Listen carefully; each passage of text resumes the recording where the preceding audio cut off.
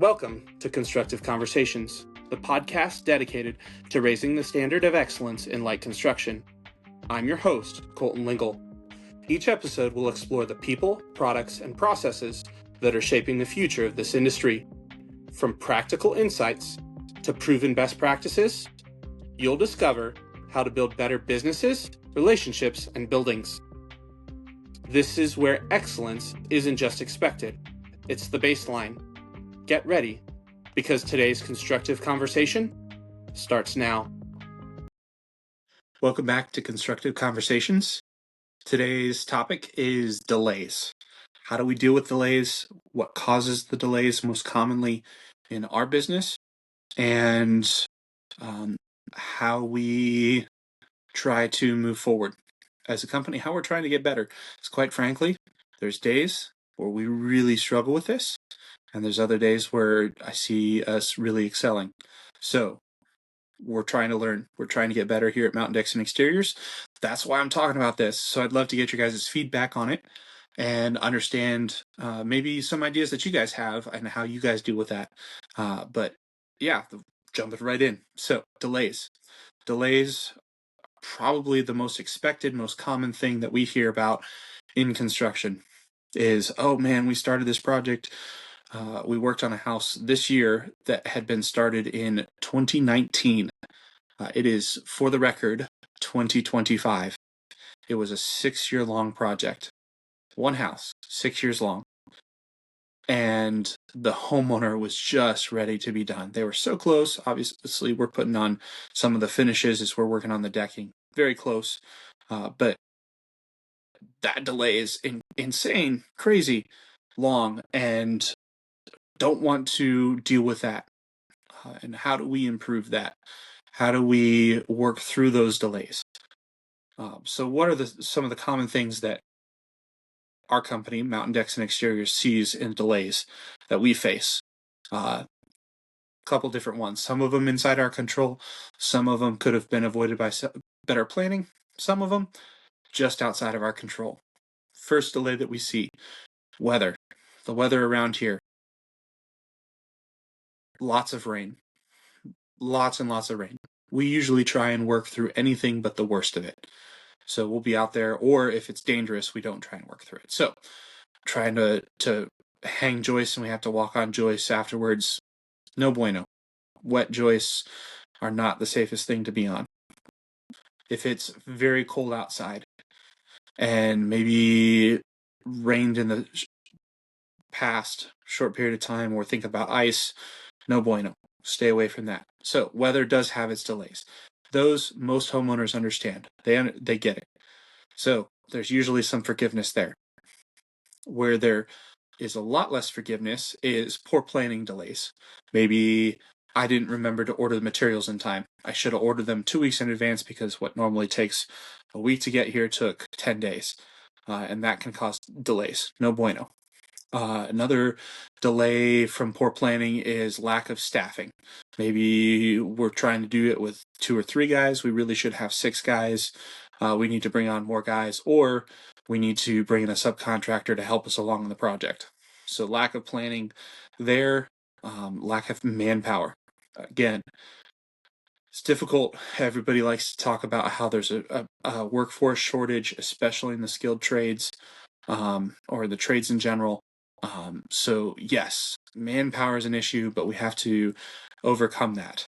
Another delay that we find that we face is change orders. Change orders can cause a massive headache, especially if you don't plan and adjust your plan properly to account for them. And the final issue that we run into for delays is the project maybe is in worse shape than what we were led to believe, and there's more things that you have to get fixed than original. And it kind of falls under the change order aspect, but it's not a client-initiated change order. It is a circumstance-initiated change order. And so those are the delays that we face. How do we adapt and overcome them? Well, sometimes there isn't an adapt and overcome. Sometimes we're going to have a delay. It's going to be late. So we communicate with parties involved, communicate the expectations with our production employees or subcontractors, saying, hey, this was the expectation.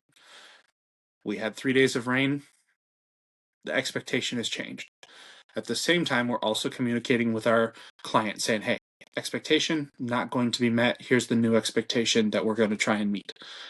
We're going to hold ourselves to that as best as we can. And then we go from there. So communicating, I have found that it is beneficial or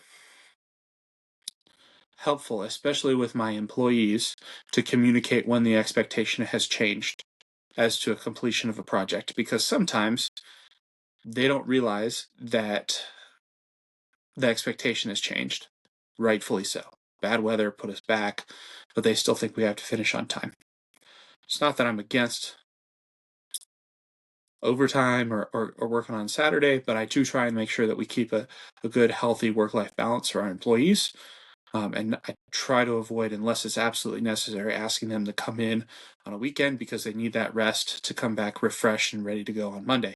So I try not to eat into that. So sometimes we just have to move some stuff. Sometimes I go, yeah, let's stay later on this, keep working on this, work till dark. Now, it's, as of recording this, the end of November.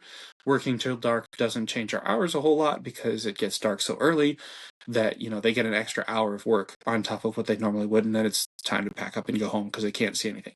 So sometimes the solution to that is throwing extra hours on the table, using more hours in the day to try and finish project. So finally, change orders. This goes back to a previous podcast episode where we try and head off those change orders as early on as we can, make sure we've communicated those up front as soon as we can find out what those are. Unfortunately, sometimes those change orders, maybe you have a client or maybe you are the client that you don't have an easy time visualizing what something's going to look like.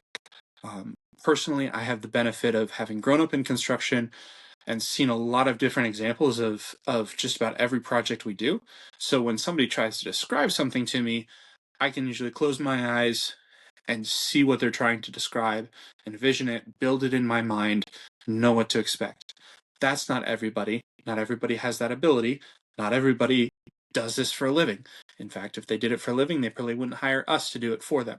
So they can't see that. So then all of a sudden we get halfway through a project and they realize, oh, that's not what I thought I was talking about or envisioning when I got there. So can we change it to make sure it matches my vision inside my head?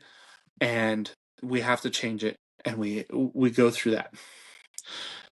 Again, communicate, say, hey, I know this, I'm okay with changing this. Obviously, there's a cost associated with changing this because it's different than what we originally quoted, but we're okay with doing that as long as you understand that this also not only changes the cost, it also changes the time frame for what we're doing.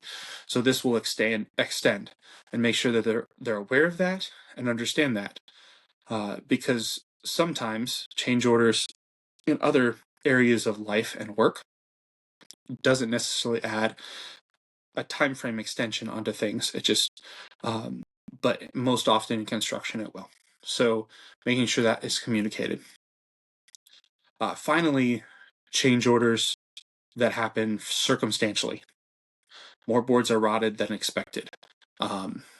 Maybe you weren't quite as ready for this, that, or the other to be, maybe that thought you could reuse your footings, but then it turns out that they're older concrete than you thought and there's lots of cracks in it as you uncover it. Something like that, where all of a sudden that changes. Communicate.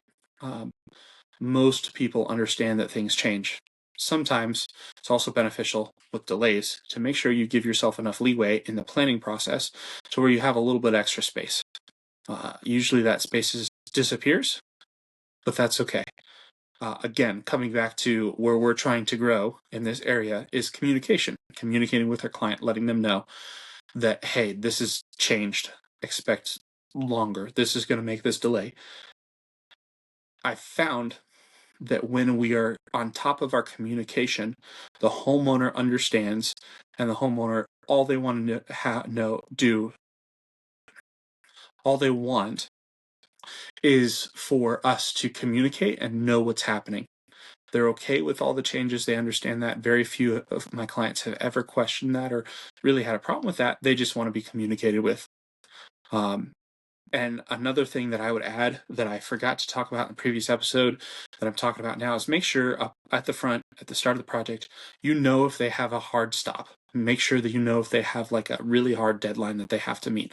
We've run into that occasionally on a project where they've got a really hard deadline and we have to push really hard to get through that. That's important to know. So ask that up front. Make sure you've communicated with your client. Communicate. Do as much planning as you can ahead of time. Communicate with your employees when expectations change as well. So that's what I've got for you. Thanks for coming and listening to Constructive Conversations.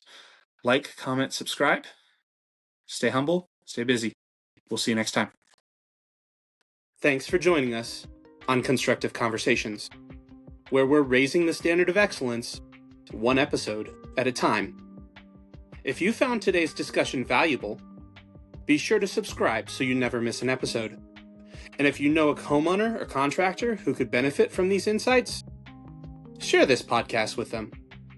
Until next time, keep building smarter, keep raising the bar, and keep the conversation constructive.